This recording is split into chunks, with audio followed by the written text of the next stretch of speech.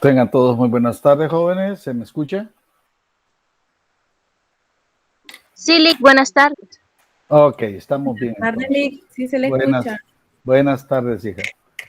El día de hoy tenemos está la introducción a los cuadros clínicos de angustia de Christopher, que no creo que no está presente todavía, si no me equivoco. Tenemos también angustia y enfermedad física, generalidades del paciente angustiado, que lo tiene Carlita, que ahí está. Y la identificación de la depresión en la práctica médica, que la tiene Claudia Carolina. No está tampoco, pero necesitamos respeto a las personas que ya están presentes. Comenzaríamos contigo, Carlita, ¿sí? ¿No hay ningún problema? No hay problema, Lick, solo que no sé si lo del compañero sería antes que lo mío, no importa. Sí, yo sé que sí, pero si él no está, no está presente. Bueno. Entonces, vamos a comenzar contigo. Vale, Lick, está bien. ¿Ok? Ok, bien, bien. Gracias. Bueno, Lick.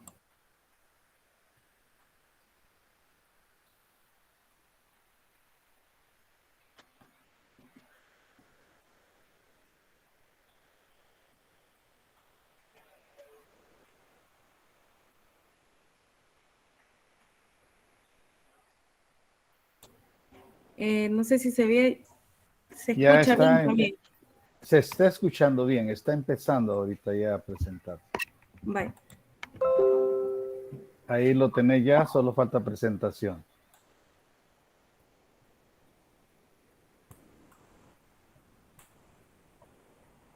Bye.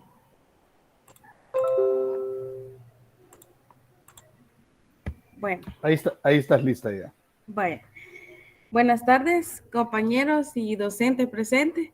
Esta tarde me ha tocado hablar sobre el tema de angustia y enfermedades físicas, generalidades del paciente angustiado. Docente de la materia, el licenciado Salvador Alberto Soto Alegría y alumna, mi persona, Carla Elizabeth Monterrosa Cermeño. Bueno, primeramente quiero comenzar con esta pregunta que es una crisis de angustia. Una crisis de angustia es un breve periodo de angustia, ansiedad o miedo extremo que comienza repentinamente y se acompaña de síntomas físicos y emocionales. Un trastorno de angustia comporta crisis de angustia repetidas que conduce a una preocupación excesiva por una crisis futura o cambios en el comportamiento orientado a evitar las situaciones que podrían desencadenar una crisis. Una crisis de angustia es una desencadenante de un problema, de una ansiedad o de lo que sea que esté pasando el paciente que está presentando esta crisis. La crisis de angustia puede causar síntomas como dolor torácico y sensación de dificultad respiratoria y asfixia y mareos y náuseas. Los médicos basan el diagnóstico en la descripción que la persona hace de la crisis y del temor a sufrir otra crisis en el futuro. El tratamiento puede consistir en antidepresivos, ansiolíticos, terapias de exposición o psicoterapias. Más después voy a hablarles sobre esto, ya que estos trastornos de la crisis de angustia puede ocurrir como parte de cualquier trastorno de ansiedad también. La crisis de angustia puede ocurrir también en personas con otros trastornos psiquiátricos como la depresión. Algunos crisis de angustia ocurren como respuesta a una situación específica. Por ejemplo, a una persona con fobia a cualquier problema que esté pasando, o por ejemplo, a una enfermedad o a un desamor, ¿verdad? Por eso puede ocurrir estas crisis de angustia. O por algo mínimo, que puede ser por una fobia a algún animal. Podemos verlo así como mínimo, pero estas personas que están pasando por crisis de angustia están presentando el temor a que algo les pueda suceder En algún momento, si ven este animal que les causa fobia, ya sea una serpiente o alguna araña, alguna cucaracha o cualquier otro animal que cause miedo, ¿verdad? Algunas crisis de angustia ocurren como respuesta a una situación específica. Otras crisis suceden sin ningún desencadenante aparente. Puede pasar sin tener alguna causa que pueda proceder a las angustias, puede ser de la nada. La crisis de angustia son frecuentes con una prevalencia anual del 11% en adultos. La prevalencia anual de trastornos de angustia es del 2 al 3% en la población. En general, las personas se recuperan de la crisis de angustia sin tratamiento, pero en algunas terminan desarrollando trastornos de angustia que requieren tratamiento. El trastorno de angustia consiste en que las personas están preocupadas por la posibilidad de sufrir más crisis de angustia o cambian su comportamiento para intentar avisar o evitar la crisis. La prevalencia sucede más en las mujeres que tienen un riesgo de padecer el trastorno de angustia unas 2 veces más alto que los varones. No quiero decir que los varones no pueden producir este tipo de angustia, sino que es más en las mujeres y también en los varones. El trastorno de angustia comienza habitualmente al final de la adolescencia o en la edad adulta temprana. Si podemos observar, no podemos ver a un niño de 1 año o 2 años con angustia, ¿verdad? Ya sea solo porque sí, sino que es más que todo en la adolescencia, cuando los jóvenes ya están llegando a su edad de quizás de la malicia, de todo aquello que está pasando en su vida, ¿verdad? Ese cambio radical que pasa. Y si en los niños hay angustia, puede ser por alguna enfermedad que estén pasando, por algún dolor, pero no es la misma en la de un adolescente o en la de un adulto. El trastorno de angustia consiste en que las personas están preocupadas por la posibilidad de sufrir más crisis o angustia, ¿verdad? El trastorno de angustia comienza habitualmente, como ya lo había dicho, en la adolescencia.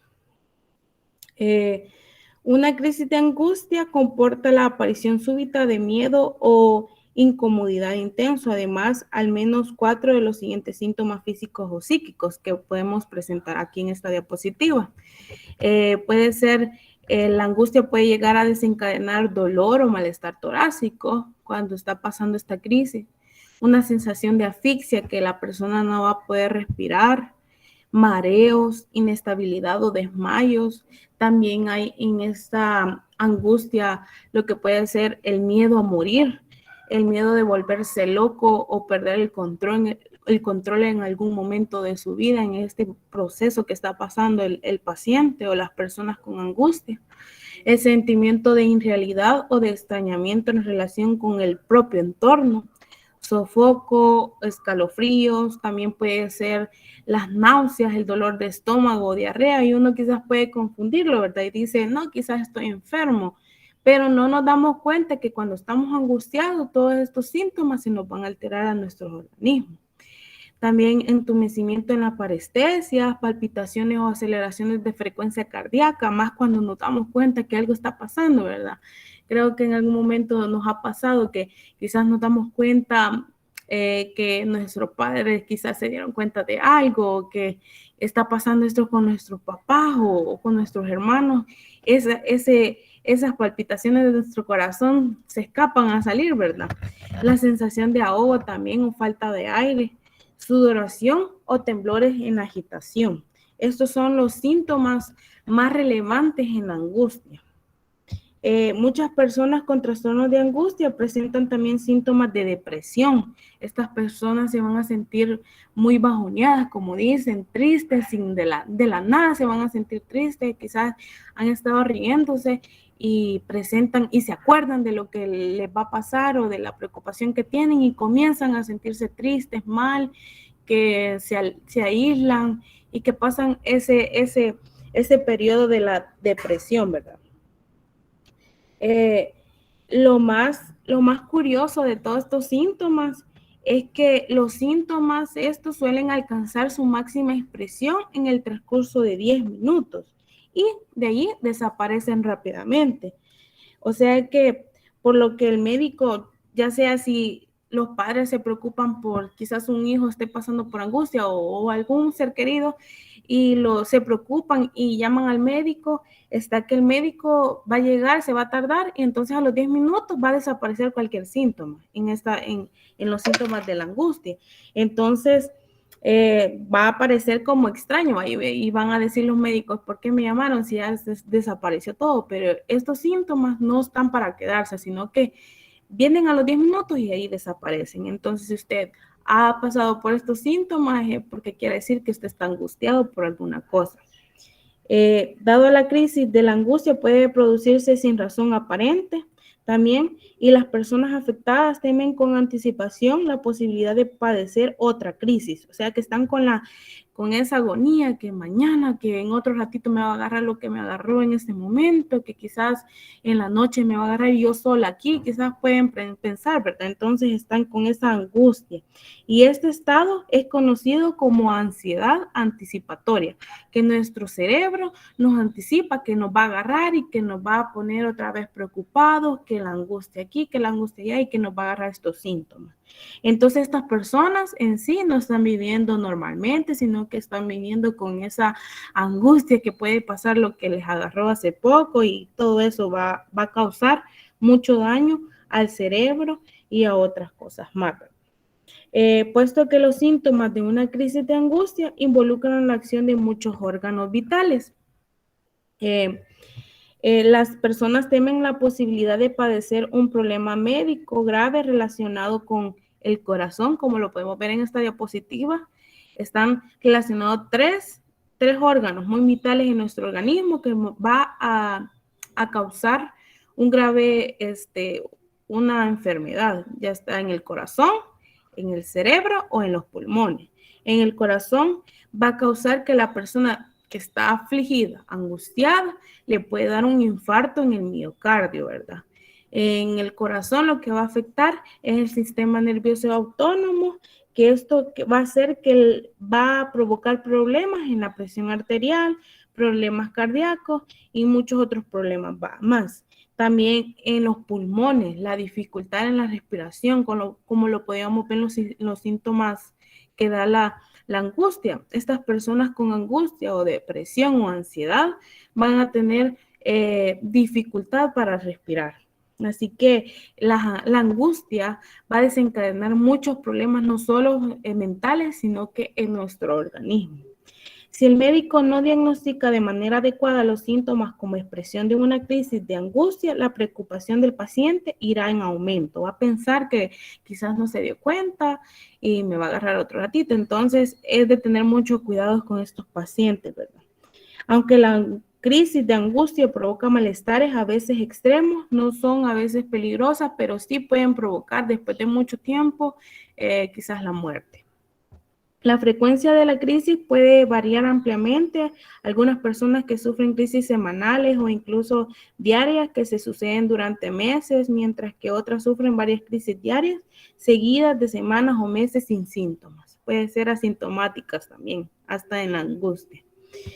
El diagnóstico. Evaluación de un médico en base a criterios específicos, ¿verdad?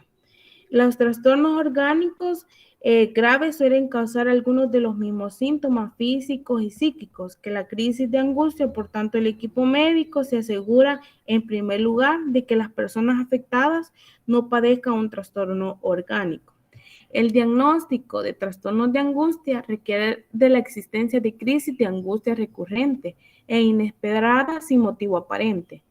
Esto quiere decir que de la nada puede causar estos síntomas, unidas a la presencia durante el periodo mínimo de un mes de al menos de una de las situaciones siguientes. La preocupación persistente por sí se presenta nueva crisis de angustia o por la consecuencia de la crisis, por ejemplo, el temor de perder el control o volverse loco. o cambios en el comportamiento también, debido a las crisis de angustia anteriormente, por ejemplo, evitar las situaciones que pueden causar esa crisis. Tenemos que estar pendientes de esas personas que tienen crisis, aunque a que no estén pensando lo que les pasó o que les provocó la crisis anterior, ¿verdad? Entonces tenemos que estar muy pendientes. En el tratamiento, los tratamientos son 3 o más, ¿verdad? Pero en este caso tenemos los antidepresivos, que son fármacos, o ansiolíticos como la benzodiazepina, que es un fármaco que lo ocupan mucho algunas personas que están pasando por esta etapa de crisis, de ansiedad, que no pueden vivir como antes. Entonces estas personas les están administrando lo que son benzodiazepinas, y cuando se administra este fármaco, la benzodiazepina actúa más rápido que los otros antidepresivos, pero pueden causar farmacodependencia, o sea que si nosotros seguimos tomando, no vamos a dejar de tomar porque es como una droga, que lo vamos a necesitar cada vez que nos sentimos mal. Entonces hay que tener cuidado también, ya que es frecuente que el tratamiento se inicie administrando una benzodiazepina y un antidepresivo de manera conjunta, o sea, 2 cosas a la vez. Cuando el fármaco antidepresivo comienza a ejercer su efecto, habitualmente se reduce la dosis de benzodiazepina de manera gradual hasta la suspensión completa. Sin embargo, para algunas personas, una benzodiazepina es el único tratamiento eficaz a largo plazo. También tenemos el otro tratamiento muy importante, que es la psicoterapia, incluyendo la terapia de exposición. Sabemos que hablar con las personas nos hace bien. Entonces, ir a un psicólogo no es que estemos locos, sino que es para mejorar nuestro estado de salud, ya que sabemos que la angustia nos va a desencadenar muchos problemas en nuestro organismo. Entonces, también es un tratamiento ir a terapias para hablar con alguien, ¿verdad? Y también tenemos lo que son la psicoterapia. Existen 3 diferentes formas eficaces de psicoterapia. La terapia de exposición. En esta terapia consiste en exponer a las personas afectadas poco a poco y en varias ocasiones, en su imaginación o en la realidad. Esta situación desencadena una crisis de angustia. La terapia de exposición se repite hasta que la persona logra sentirse cómoda en la situación que antes le provocaba ansiedad, para aumentar la probabilidad de una exposición cómoda. A las personas afectadas a menudo se les enseña técnicas de relajación para usarlas antes de enfrentarse a otra situación que provoque ansiedad. Por ejemplo, respirar de forma lenta y constante es una forma muy fácil de reducir la ansiedad, que puede conducir a una crisis de angustia. La terapia de exposición se expone repetidamente a las personas a la situación o al objeto que le temen, ya sea de manera real o imaginaria. Al hacerlo, estas personas experimentarán ansiedad una y otra vez, hasta que finalmente el estímulo temido pierde su efecto, o sea, ya no va a causar lo mismo, sino que si lo estamos haciendo con estas personas así, en esa terapia, esta persona va a acabar el miedo, ¿verdad? Este proceso se denomina habituación. Normalmente los médicos empiezan con el nivel más bajo de exposición que la persona pueda tolerar, no de un solo, ¿verdad? Sino que despacio, poco a poco va uno como médico ayudando al paciente con facilidad, ¿verdad? Por ejemplo, se le puede pedir que mire el objeto temido o la situación que le causa la crisis de angustia. Se le pone al paciente que se imagine y tranquilo, ¿verdad? Nada de decirle, piense rápido, que no sé qué, no, sino que ser tranquilo con el paciente para que el paciente se sienta con confianza. Si cuando la persona se siente cómoda, es un nivel de exposición, se le pone este contacto cercano para que los síntomas disminuyen y que resulta agradable a la persona. Luego se le pide de nuevo también que se tranquilice, pensando en que muy improbable que sufra, es muy improbable la situación que sufra algún daño y que repita los ejercicios de relajación, ¿verdad? De este modo se expone a las personas a un contacto cada vez más cercano con la situación o el objeto que le está causando que le dé crisis de angustia. A veces solo son necesarias unas pocas sesiones de exposición y la exposición graduada técnicas de inmersión son dos variantes de terapia de exposición, como lo pueden ver en estas imágenes. La técnica de inmersión consiste en que la exposición al estímulo causante de ansiedad durante 1 a 2 horas. Esta técnica tiende a ser desagradable y a menudo no es muy bien tolerada para los pacientes que sufren de angustia, pero es muy importante utilizarla para que la persona vaya disminuyendo el miedo. Yo recuerdo que en Metrocentro, no sé si todavía existe, pero había un lugar así que le ponían unos lentes como eso y a uno lo llevaban, quizás uno pedía si quería altura o que quizás pasar por una cosa que daba vuelta, pero uno siente miedo cuando les ponen eso y quizás uno no está pasando lo que en real está en esos lentes, pero uno siente miedo y es así como es la técnica de inmersión en poner los miedos al paciente para que esta persona poco a poco vaya quitándose esa angustia, ¿verdad? La otra es la exposición graduada. La persona afectada tiene un mayor grado de control sobre la duración y frecuencia de la exposición. También puede ser útil la terapia cognitivo-conductual. La persona afectada debe aprender a no evitar las situaciones que provocan crisis de angustia, reconocer cuando sus temores son infundados y responder con una respiración lenta, controlada, con otras técnicas que le favorezca la relajación, ¿verdad? Esto tenemos que ayudarle al paciente angustiado o a nuestro familiar que padece de esto, que quizás no acordarle de lo que pasó cuando él tuvo esa crisis, sino que quizás hacerlos olvidar con una salida, que quizás con llevarlo a la puerta de la casa y decirle que mire el cielo, qué bonito es y todo eso. O sea, hacerlo que estas personas olviden lo que pasó con esa situación de la crisis. Y como por último tenemos la psicoterapia de apoyo. Esta incluye la educación y asesoramiento que resulta beneficiosa debido a que la psicoterapeuta proporciona información general acerca del trastorno y de su tratamiento, además de expectativas realistas de mejoría de apoyo basándose en una relajación de confianza. Como les decía antes, hablar con alguien nos hace mucho mejor para nuestra salud. Entonces, la psicoterapia de apoyo es muy importante porque nos ayuda a que expongamos nuestros miedos.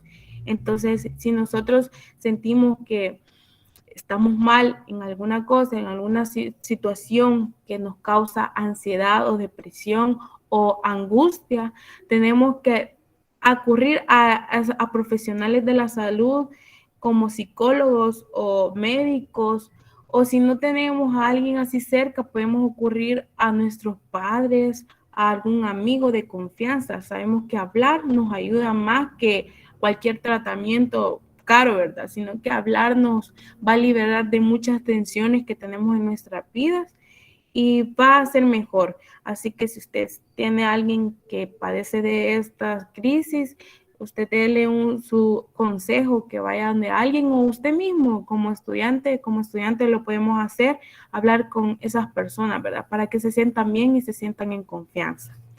Eso ha sido todo. Muchas gracias. Si tienen alguna duda o pregunta, aquí estoy para responder.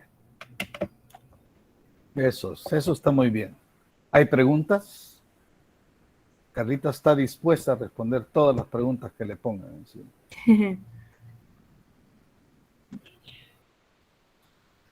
¿Alguien quiere preguntar algo? No, Lick, todo claro. Todo claro, vaya, qué bueno que todo está claro. Bien, vamos a ponernos en contexto en cuanto, digamos, a lo que está hablando de la angustia, Carlita. Esa es una cosa bien real. Y si se han dado cuenta, los síntomas, dolor de cabeza, molestias torácicas, sensaciones de asfixia, irritabilidad, miedos a morir, todos estos son controlados por nuestro cerebro. Prácticamente la angustia es también una reacción ante un suceso, ante un evento que causa en nosotros un impacto y por lo tanto el cuerpo reacciona, tanto física como mentalmente.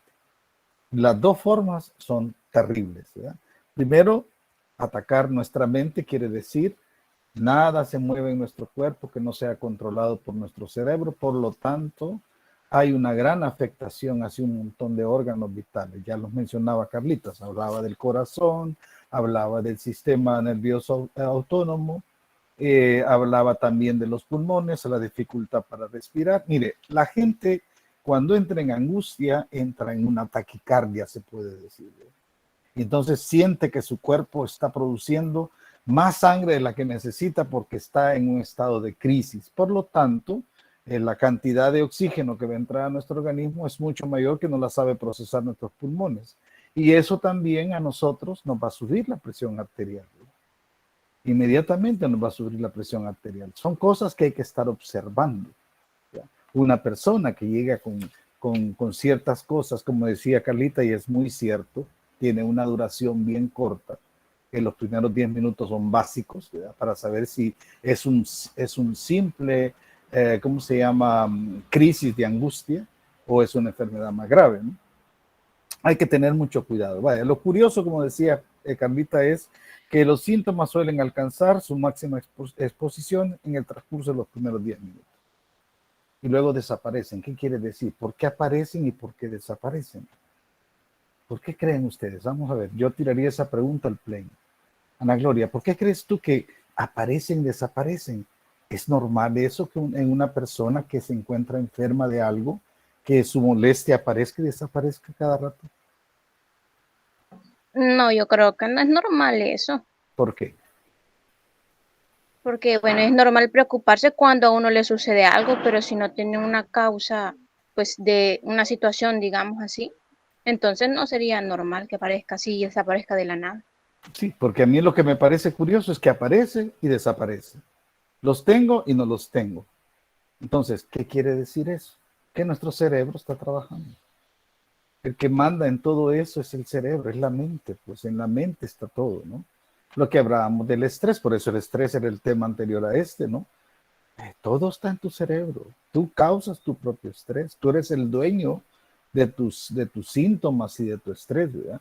Imagínense cuánta gente con la situación que estamos viviendo del COVID ha muerto por provocación de angustia. La gente entró en crisis e inmediatamente pues hubo un descontrol en todo su organismo. Pues eso es lo peligroso del asunto, ¿no? Ahora, otra cosa bien importante, la frecuencia de donde comienza habitualmente la angustia a tener más auge. Pregunto al pleno y quisiera ver si Jenny me puede contestar. ¿Por qué toma como parámetros la adolescencia, el final de la adolescencia y la adultez temprana? ¿Por qué será? ¿Alguna idea, Jenny? Quizás porque, digamos, al final de la adolescencia, ya para entrar a la adultez es cuando nosotros nos hacemos como más responsables y nos toca como más responsabilidades. Fernando, ¿qué dices de eso, Fernando?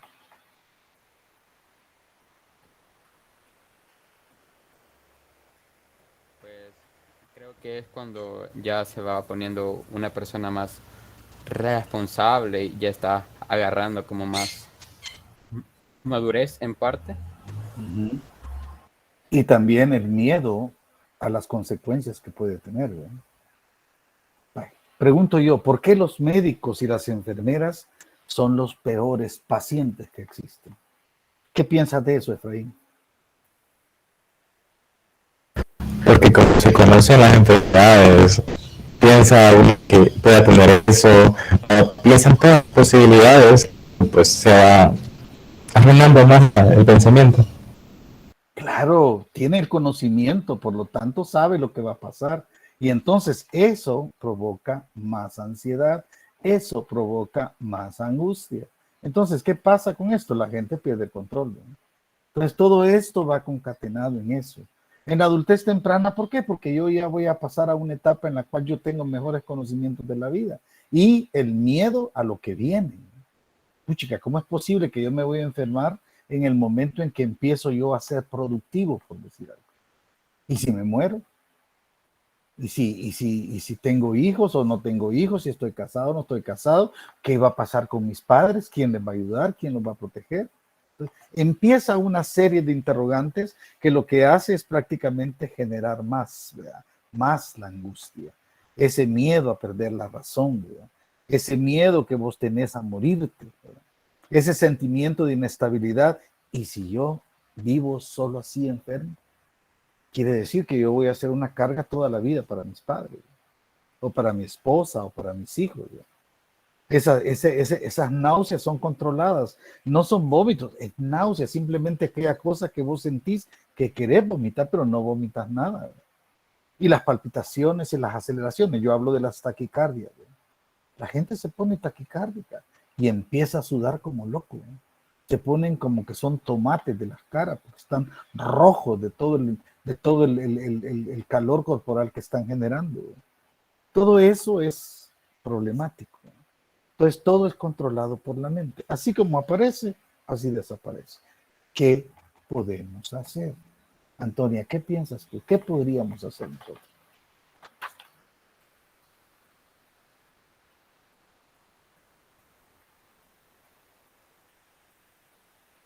Antonia Carolina, ¿estás ahí? Sí, perdón. ¿Qué podríamos hacer nosotros si entramos en estas crisis de angustia? Pues sería tal vez hacer una actividad que nos relaje, porque Podría ser. también hay personas que no lo toman a bien y a veces por la misma ansiedad que les provoca el pánico, el miedo, comienzan a comer más, incluso tienen esa manía de tronarse los dedos o algo y eso hasta a mí me da nervio que lo hagan. Pero O rechinan los dientes, ¿no? ajá, o empiezan a darse colochitos en el cabello. Eso creo que es muy común en las mujeres. Pero sí sería hacer una actividad, por ejemplo, si algo la frustra o algo así, dibujar o algo que tenga a la mano.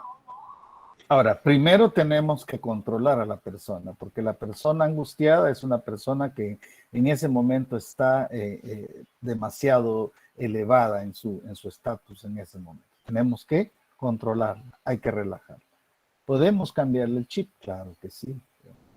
Ya se mencionaron, por ejemplo, hay psicoterapias y todo eso, hay antidepresivos, hay benzodiazepina. Ahora, yo comienzo el tratamiento al revés de como lo mencionó Carlita, ¿no? Ella mencionó primero los antidepresivos, luego tanto como las benzodiazepinas, y mencionó al final la psicoterapia, ¿no? Y yo lo haría al revés. Yo comenzaría con las psicoterapias, con un psicólogo, ¿verdad? Como ella lo mencionó correctamente. Y si el psicólogo no lo logra, entonces se lo paso y se lo remito a un psiquiatra. El psiquiatra es la única persona que tiene la facultad de poder recetar fármacos. El psicólogo no. El psicólogo va a tratar a través de la psicoterapia cognitiva, de la conductual, de lo que sea. El hecho de prestarle las dos orejas al paciente y darle algún tipo de alicientes o de consejos, con eso es a veces suficiente. Y luego vienen las terapias cortas, por ejemplo, la de relajación. Yo he mencionado ya en varias ocasiones la famosa pajilla. Lo que nunca mencioné fue el porte de la pajilla, podría ser la mitad, pero hay estudios, hace poco estuve leyendo algo de eso, hay estudios en Alemania que mencionan que tiene que ser el porte de la pajilla, tiene que ser el porte de tu dedo índice. El dedito este larguito que tenemos aquí, el índice con el que señalamos las cosas, ¿ya? El porte de ese dedo tendría que ser el porte de la pajilla. Y hay que hacerlo en una forma ordenada. ¿Qué quiere decir? Hay que hacerlo por lo menos una buena inspiración en el cual tú llenas tus pulmones de aire y luego irlo sacando paulatinamente por la pajilla, a través de la pajilla que te has puesto en la boca. Ese freno que provoca la pajilla está provocando que tu cuerpo se vaya relajando poco a poco. Y eso puede hacerse ordenadamente, puede hacerse unas 3 veces. 3 veces agarrar aire por la nariz, sacarlo por la boca. Ese es un lapso, 3. Luego una pequeña pausa, luego otras 3, hasta juntar 21 más o menos. Unas 3 veces 7, ¿no? Y así vamos, unas 7 veces 3, perdón, para juntar 21. Entonces, ¿qué buscamos ahí? Es que la persona se vaya tranquilizando. Primera etapa de la cuestión, tranquilizar a la persona porque está angustiada, está alterada, está taquicárdica, se está ahogando, un montón de cosas que le están pasando.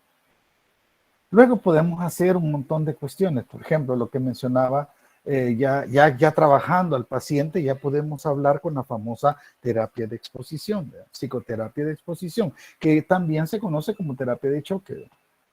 Donde yo expongo al paciente a lo que le provoca esa ansiedad o le provoca angustia o le provoca estrés, ¿verdad? Cualquiera de esas 3 cosas yo le voy a poner enfrente. Ahí estaba mencionando y había un ejemplo bien bonito, donde aparece una señora que realmente, ¿quién no le tiene miedo a las serpientes? Yo, que soy grandote, yo le tengo pánico a los ratones. Y he matado miles de ratones a zapatazos, a pelotazos, pero de lejos, no de cerca. Puede ser que a mí me da hasta picazón en la cabeza el hecho de ver un ratón o ver un hormiguero que está, ¿cómo se llama? Que lo han pateado, se ha alterado y empiezan todas las hormigas a moverse. A mí eso me da picazón, ¿verdad? La cosa, como dicen. Entonces, quieras o no, presentarle a la gente todo ese tipo de acciones, objetos, animales o personas o lo que sea. Hay gente que le tiene fobia a las personas o le tiene pánico a una persona en especial. Hay gente que realmente uno llega a tenerle pánico, ¿verdad? Por X, Y, Z razón, por lo que haya pasado, no me importa, pero le tiene pánico. Entonces, tener que enfrentar a esa persona, eso es una terapia de choque, pues, vencer ese temor de lo que pueda pasar. Por eso nosotros mejor cambiamos la cuestión. Primero comencemos con lo que son las psicoterapias, ¿no?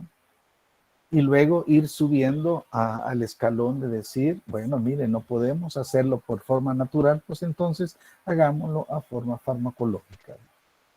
Y así evitamos también que la gente caiga en adicciones, porque los fármacos como antidepresivos, antipsicóticos y todo eso generan cierta adicción. La gente quiere estar bien, por lo tanto lo va a seguir tomando. Y no deja que su cuerpo actúe por sí mismo, sino que está trabajando de acuerdo a base al medicamento.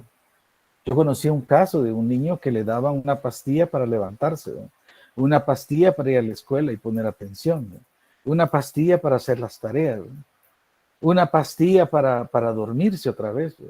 Y luego al día siguiente el tipo pasaba prácticamente zombie, ¿no?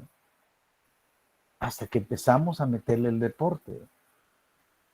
Y escogimos el deporte más bueno del mundo, o sea, donde te trabaja desde el músculo más sencillo hasta el músculo más complicado y hasta el más importante de tu cuerpo, que es la natación. La natación es el mejor deporte, ¿por qué? Porque estás en contacto con el agua donde no hay gravedad, por lo tanto, te trabajan bien fácilmente todos los músculos de tu cuerpo. Y empezamos a meterlo a eso. Después de eso seguimos con karate y seguimos con artes marciales. ¿Por qué razón? Porque eso te da disciplina. ¿Verdad? Si tú eres agresivo y golpeas a la gente, ahí te vas a encontrar con otros locos que te van a golpear a vos. Y eso te enseña a tener cierta disciplina, saber que tú eres un arma en potencia, ¿verdad? Y que tienes que saber controlar tus emociones. Entonces, todo eso es parte de un proceso, pero como te digo, la gente en sí Al principio no lo entiende, ¿verdad? Ay, si lo que buscamos es cambiar el chip, cambiémosle el chip, ¿verdad? Hagámoslo pensar en otra cosa, ¿verdad? Para tranquilizarlo, y luego pues hay que tratar la manera a través de la terapia cognitiva de poner a la persona en su lugar y en su contexto, ¿verdad? Mire, usted está mal por esto y esto y esto. Ya hicimos esto y esto y esto, y ahora usted tiene que aprender a convivir con el contexto social donde a usted le toque, ¿no? Tiene que aprender a convivir con otras personas, ¿no? No tiene por qué estar alterada, ¿no? Y se puede hacer en una forma de exponerlo gradualmente o de choque, ¿no? Poco a poco, o démosle, ¿no? Pongámosle de frente a ver qué pasa, ¿no? La cognitiva y conductual es algo que lo aterriza a uno y le dice, mire, la conducta, recordemos, el comportamiento es tu manera de pensar, sentir y actuar. Tú piensas bien, tú sientes bien, tú actúas bien. Entonces, eso te permite manejarte dentro de un contexto social como una persona normal. Si yo tengo un comportamiento errático frente a otras personas, algo está pasando. Algo está pasando que no es su comportamiento normal, ¿verdad? ¿Qué pasaría si Ana Gloria llega cantando todos los días a la clase y cantando, y mira que señor, y que no sé qué, que no sé cuánto, cantando, y de repente llega y no lo hace? Ya es un comportamiento anormal. Entonces nosotros decimos, ¿qué le pasa a Ana Gloria que hoy anda toda bajoneada? Entonces ahí son las manifestaciones. Y luego lo que mencionaba Carlita al final, que era la psicoterapia de apoyo. Es ahí donde a la gente se le trata de dar ya una especie de terapia de ¿cómo se llama?, de mantenimiento, ¿no? Para que no vaya a caer en otra crisis. Que se quite de la mente el hecho de que me voy a volver a caer en crisis, voy a volver a caer en crisis. Y eso se lo vive diciendo tantas veces que al ratito se lo cree y cae en crisis.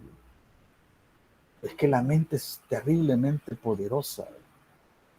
Y eso es lo que la gente a veces no cree, que la mente es tan poderosa que como te puede elevar, te puede bajar al suelo, ¿no? Y esos son los grandes problemas. Bien, yo creo que el tema de Carlita quedó muy bien explicado, ella lo hizo muy bien, ¿verdad? Y yo creo que tenemos por lo menos algunos conceptos ya, ¿no? Ella misma decía, si tú conoces a alguien y le puedes ayudar, ayúdale, ¿verdad? Mire, no necesariamente tú tienes que ser un psicólogo, ¿no? ¿Cuántas veces no hemos hecho el papel de psicólogo con nuestros amigos, por ejemplo? Cuando alguien anda abatido y entonces, ¿y qué pasó vos? Y esto, ¿y qué más vos? Y esto. Mire, con prestarle las dos orejas a esa persona, nosotros le estamos ayudando exageradamente y ni cuenta nos damos, ¿no? Parece que estamos chambreando, ¿verdad? Y que estamos oyendo el rollo que esta persona anda pasando, pero le estamos ayudando exageradamente. ¿Por qué? Porque la persona está descargando su problemática y eso hace que su olla de presión baje un poquito los niveles. Entonces, eso lo podemos hacer nosotros. Y ustedes como médicos con mucha más razón. Si le llega un paciente alterado, no les va a decir la realidad que está pasando. Él va en su problema de alteramiento que tiene. Entonces, primero tranquilicémoslo. Y luego hablemos con él y ofrezcámosle nuestra ayuda. Como decía Carlita, mire, lo más amable posible. No le voy a decir, bueno, ¿y qué te pasa vos? ¿Y qué tenés? Sí, eso lo va a alterar más, ¿verdad? Pero si yo le hablo con una voz tranquila y le estoy demostrando que para que exista un pleito es necesario dos o más personas y no solo hay un loco gritando. Y yo generalmente cuando me pasa eso dejo que el loco grite todo lo que quiera. Cuando ya terminó, entonces me toca a mí. Yo puedo hablar con la persona y decir, vaya, ok, vamos a platicar ahora. ¿Qué le está pasando? Cuéntenme. Vamos a ordenar esos pensamientos. Que de eso se trata. A veces hay que tener esa paciencia para oír a la otra persona alterada, porque si ustedes se han dado cuenta, una persona que tiene un problema siempre es la protagonista principal de la película. Siempre es la protagonista principal. Es que a mí, es que yo, es que aquí, todo es primera persona. Cuando ella aterriza, entonces se da cuenta de que ella es parte de un conglomerado y que realmente de un contexto social y no es nada más que una persona más en un grupo social, que tiene que aprender a convivir con las demás personas. Bien, creo que quedó bastante. No hay ninguna pregunta, cuestionamiento, comentario que se quiera hacer al respecto. Si alguien quiere contar alguna experiencia que ha vivido, pues fabuloso. Esto es lo mejor de todo, cuando nosotros logramos vivir acerca de un montón de situaciones que le han pasado y que uno ha visto, tal vez no con uno directamente, pero los ha visto con otras personas. No hay nadie, ninguna pregunta ni comentario, porque tenemos el problema de que ni está ni Claudia, ni tampoco está Kevin.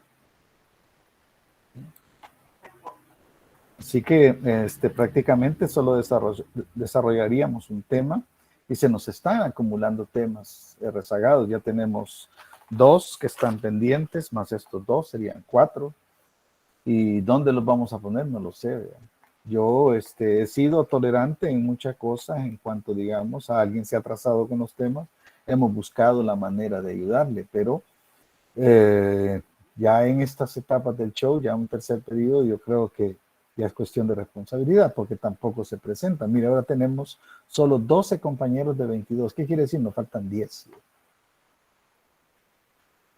¿Es mi responsabilidad que ellos estén aquí? No. Es responsabilidad personal, porque creo que cada uno de ustedes ha hecho su esfuerzo por estar presente y está aquí. Ana Gloria siempre es la primera que está ahí. Y ahí sigue la Carlita. Ya Entonces, ve. exacto, yo me fijo, Ana Gloria, yo estoy pendiente de todo. ¿Ya? Porque si algo tenemos los psicólogos es la observación, a mí me gusta observar todo eso. Vaya, por ejemplo, que yo diga que Efraín ha faltado, para nada, o Jenny, o Unice, Antonia, ¿verdad? Fernando, que siempre está ahí. ¿verdad? O sea, es una cuestión de responsabilidad personal, ¿verdad? Pero sí están faltando muchos compañeros. Ahorita ya yo por lo menos no sé si les va a alcanzar la asistencia, el 75%, ¿verdad? Porque no les va a alcanzar quizás, ¿verdad? No van a tener derecho a notas porque no han asistido en el 75% mínimo. Si pueden platicar con algunos de ellos, háganle ver esas cosas, ¿verdad? Díganle que la están regando en ese aspecto. Porque parece que da la impresión que no le damos importancia a la psicología, ¿no? A la materia psicología.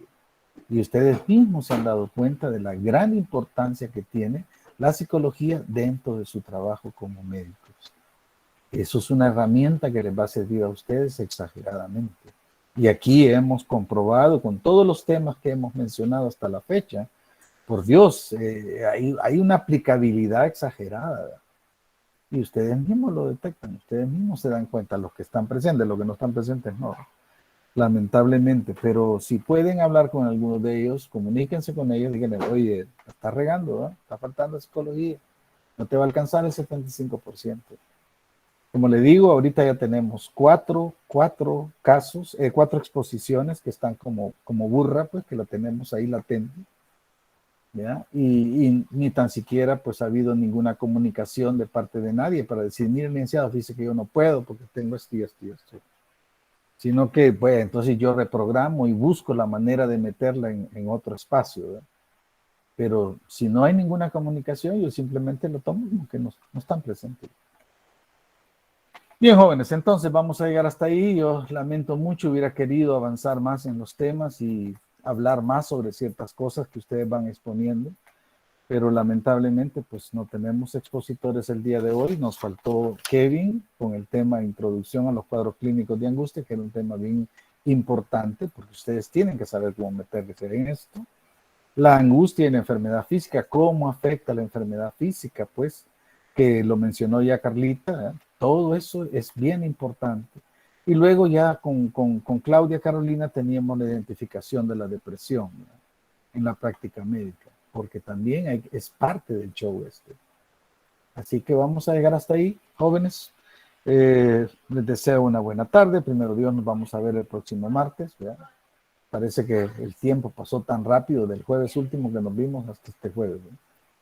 Así es que nos vemos el próximo martes, primero Dios, si todo anda bien. Y si pueden comunicarse con sus compañeros, háganlo, ¿verdad? Yo sé que esto es personal y que cada quien, en la universidad, cada quien responde por su santo. Esa es una cosa que yo toda la vida lo he comprobado En mi vida de estudiante, en el bachillerato, era un problema de todos. En la universidad es problema de cada quien. Nadie te obliga a entrar a clases, nadie te dice lo que tienes que hacer, eres tú el que se organiza. Si quieres ser profesional, vas a tener que aprender a organizarte tú mismo, a controlarte tú mismo, a ser tu propio jefe, ¿verdad? Un jefe exigente o un jefe permisivo o un jefe haragán, no sé qué clase de jefe quieres ser. Pero la verdad es que yo, por lo menos, siempre he sido un jefe bastante obsesivo con mi trabajo hasta cierto punto, ¿no? Pero sí, trato la manera de cumplir con lo que me toca. Con lo que yo tengo que hacer, yo sé que tengo que cumplir. Y siempre le doy un poquito más para mi satisfacción personal. Pero eso ya son pilas personales de cada quien. Llegamos hasta ahí, jóvenes, entonces. Nos vemos primero Dios el próximo martes, si todo anda bien. Cuídense mucho, ¿verdad? Y nos estamos viendo. Chao. Muchas gracias, licenciado. Cuídense. Muchas gracias, Cuídense. Feliz tarde. Se cuida. Chao, Cuídense. chao, muchachos. Chao, muchachos. Cuídense mucho.